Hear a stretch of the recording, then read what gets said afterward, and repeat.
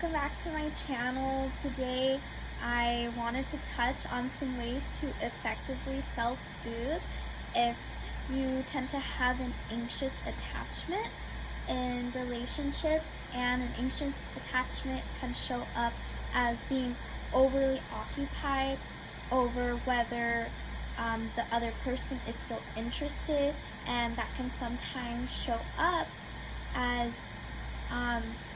being nervous about the other person not responding to text or calls right away. And oftentimes the thoughts that arise are, oh, is this person mad at me? Did I do something? And anxious attachment tends to come up as a result of our attachments to our caregivers in childhood if they were inconsistent.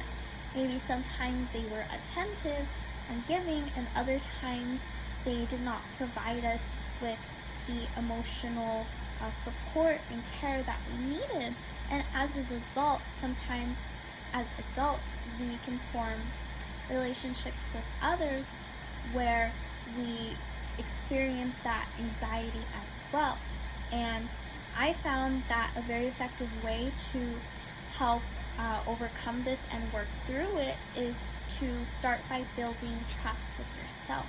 Because with anxious attachment, there's a lot of worrying about what the other person thinks of us, if they think that we're not good enough anymore, or maybe if they're getting bored of us. But really, I would really encourage to look into how you're viewing yourself, because oftentimes when we are worried about what other people think about us, we're worried that they believe what we believe about ourselves deep down. So for example, deep down, maybe, let's say I have thoughts like, oh, like I'm like a boring person compared to this person because they have this, and this. Maybe they have a cooler job, or they're more outgoing, or they have these qualities that we appreciate about them. But what happens is, if we don't identify what we appreciate about ourselves, this can make it difficult for us to feel appreciated by others in relationships, and this really goes into an anxious attachment style. And when we have that attachment style, sometimes that manifests as a fear of abandonment, and that can look like overgiving in a relationship and having to constantly do things for the other person, because deep down we feel like we're not good enough as we are, so then we have to constantly be proving ourselves to the other person. So if you find yourself tending to have an anxious attachment in relationships, and also there's a pairing of anxious attachment with those who have more of an avoidant attachment, and I won't be touching too much into that because I think that could be a whole other video on its own. But that could be when someone with an anxious attachment is attracted to someone who is not exactly emotionally available, someone who is hot and cold. So that would be something to look out for. On another note, but going back to building trust with yourself, the best way that I would say is effective is to create a self-care routine where you actively make yourself feel appreciated, where you touch on your physical needs, for example, getting a massage, taking a bath,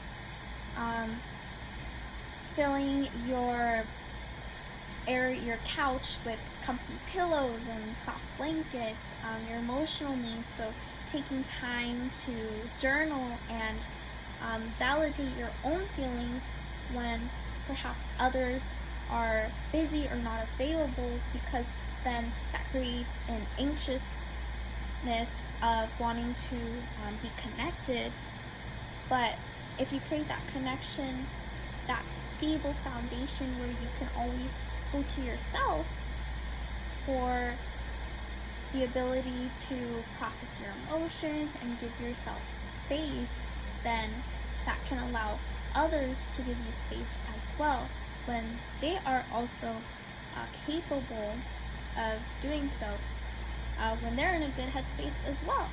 So physical, emotional, and your mental needs too. So by taking breaks, doing things you enjoy just for fun, even if they're not necessarily productive. And for the things that you do want to be productive about, you can always plan ahead to avoid anxiousness that can be caused by deadlines or having so many things on our plates as well. And also taking care of yourself spiritually, and that can be simply meditating, so tuning into your own inner energy, going on walks and having experiences like watching sunsets and things. And what's really important also is to show up for yourself and to be reliable to yourself, so that way with anxious attachment, we're not so affected by others not being reliable or constantly available. So that looks like being committed to your own goals and dreams versus being fixated on another person, on what we can do for them. How can I help them? And taking a step back and thinking, how can I help myself right now before constantly focusing on others and their needs. And to start building trust with yourself also includes knowing how to set boundaries, how to say no to invitations sometimes if you don't have the energy, because you're respecting yourself and not putting yourself in a position of being anxious by going to a place when you're not feeling energized, or if you're feeling drained, because then this can create resentment and further anxiety.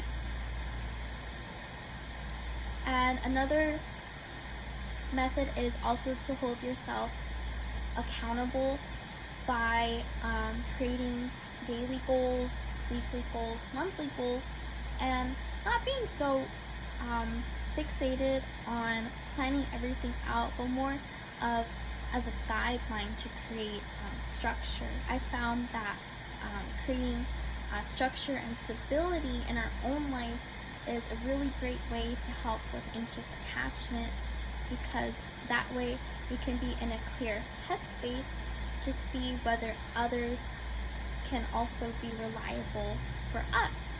But first we have to identify what reliability and consistency looks like by first creating that relationship with ourselves and really honoring and respecting our energy and what our body needs.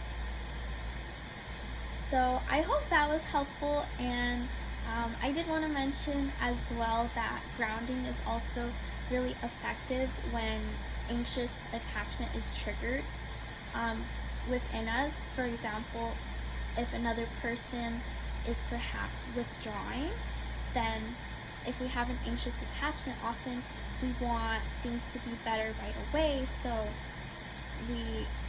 that creates a push and pull dynamic where someone is withdrawing, and if you have an anxious attachment, then you may tend to take this personally, and this can sometimes show up as texting and calling the other person and wondering, oh, like, what's wrong with me? What did I do wrong?